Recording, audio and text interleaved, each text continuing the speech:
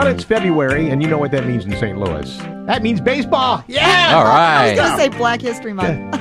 Oh, yeah, Well, both. That too. We have both. And they go hand in Valentine's hand. Day. That's good. All right. Well, we asked David Workman to join us today, author of Come On Blue, A Fan's Guide to Umpiring. I think that's fantastic because I have to ask you right from the get-go in case it gets squeezed out, left on the cutting room floor.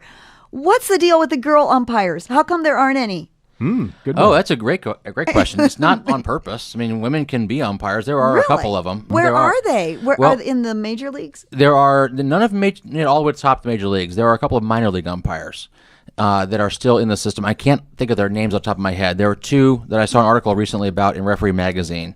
But because it's a male played sport, you're not going to find as many women officiating it or umpiring it. Right. Versus softball, for instance, you'll find a lot of women umpiring softball because it's a women's sport. Exactly. More or less. So you have more women on the field than you get women calling shots. I see. When the batter gets mad and he does the chest bump thing, that could get awkward. It could get awkward. Matter. Yeah. How come there aren't more women playing the game? Is that not allowed? Oh, it's allowed. Oh, certainly it's allowed. Well, right, that's a great question as to whether why they wouldn't make it up to the major leagues. Yeah, great question. Sorry, I have to dominate the You interview with hijacked my. it. You totally hijacked it. We wanted to talk real women baseball questions. here. Well, really, I just what's the deal? Okay, David, you're an umpire at what level? I have worked up to NCAA Division II. Now, do you have dreams of going all the way to MLB? Do most umpires at your level dream of doing that? No, I never did. And one reason is I got into umpiring late. And by late, I mean early 30s.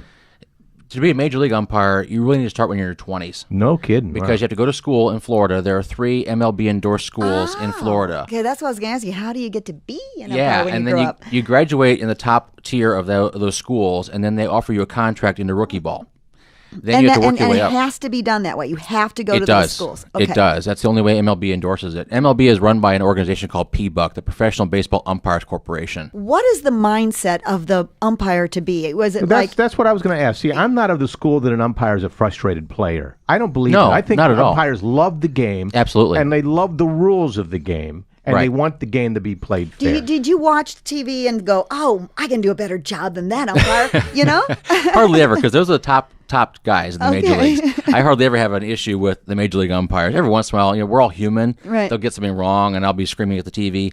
But 99.9% of the time, it's fine. I'm good with their call. They're correct. Because They're right like 95% of the time. It is aren't they? amazing how many Yeah. times they are Yeah. correct, even without replay. Yeah. They get the calls Now, right. what do you think of replay? How do you think that's going? I think the way MLB has it set up right now, it's in good shape. I'm okay with it. They've restricted the number of plays that can be replayed and the types of plays that can be replayed, which I think is good. A lot of judgment calls are off the table, although there are some safe and out calls, but it's limited to a certain number of challenges per game where the coach can't come out on every single play at first base and argue it. Sure. So I think they've done a good job of giving the fans what they want, bringing some equity into the game, but yet not going overboard with what could be a travesty of the game if they keep on reviewing every play. Do you think cameras and computers could run the game? No, because there is a human element that goes along with dealing with the players on the field, the coaches in the dugout, and there's a certain amount of judgment that even though there's some squishy areas on some things, it's really more of a personality thing as well. Yeah, plus it would be a little difficult you do this thing on Facebook, which is just great, and it's a perfect example of it. You give possible plays that could have happened. The one that you used in the opening of your book, you got a player on first, a kid at the bat, this I think was the high school level that you were given, at the bat, and the pitcher balks just before, but he does throw the pitch. It's called a balk, but he throws the pitch. It's slammed out of the yard. Right. And the question is that a home run, or was because it was a balk not a home run? Depends on what league you're in, right? It does. Yeah. Now, how would a computer do that? Well, how would it call that balk and see that human element of it? And that's a good example because a balk, I think, is one of the hardest calls in all of sports, not just baseball, to make because it is so subjective. Yeah. There are some rules about what's a balk and what's not a balk, but there's also a lot of judgment involved. What does the umpire see that he would be considered to be a deceptive move? Because the point of a balk is you can't deceive the runner, the pitcher can't deceive the runner on base, and make him think he's going to pitch. So that's part of the decision. I got a million things I want to ask him. I know. This could go really long. Get your tag out for this one. And then we'll do the ladies' version. Okay. But do you think that having the technology to back you up is augmenting and making it a better process than without it, or either by themselves aren't as good as both together?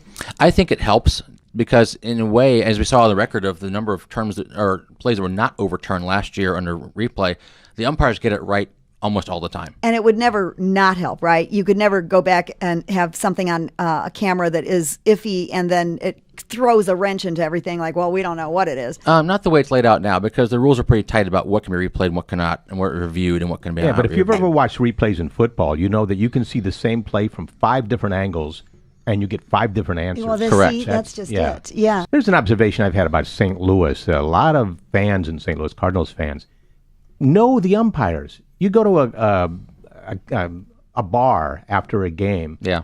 and an umpire shows up, and they're yelling out their names and joking with them, and it's like they're part of the whole family. You know, it's pretty cool. Well, part of that is because St. Louis tends to have the most educated baseball fans That's true. around the country. Yeah. And the most loyal and strong Right. for the underdog. But for the fans. game, Yeah. for the game, not just for the Cardinals, but for the game Right. in general. Exactly. And also the announcers nowadays, probably the last They 5 introduce years, them, yeah. tend to say the names identify more them. often Yeah, right. than they used to. The umpires used to kind of blend in the background, which we like to do, actually. We'd rather not be seen much. But Especially after the game. Exactly, but some of them become kind of superstars, like Joe West and Jerry Davis, goes like that. Actually, they have their own sporting goods lines now, as a matter of fact, for Really? umpires. Yeah. Oh, man, they're so stars. you're looking for a movie deal for the book? The book is called Come On Blue, A Fan's Guide to Umpiring by David Workman. It's on Amazon. It is. Anywhere else around town we can find it? That's the only place so far. I'm going to Okay. get in a couple of independent bookstores soon. for you. But no, not yet. We could go on all day, David, Yes, but we could. can't. There's so much Okay. more to say, so we'll just have to read the book. So Okay, thank absolutely. you so much for coming in. And Thank you. today's segment is made possible through the generosity of Abusi Michelli Insurance, continuously working to provide the individual coverage you require. They also handle commercial life and health insurance. Contact Tina Michelli at 314-832-6667.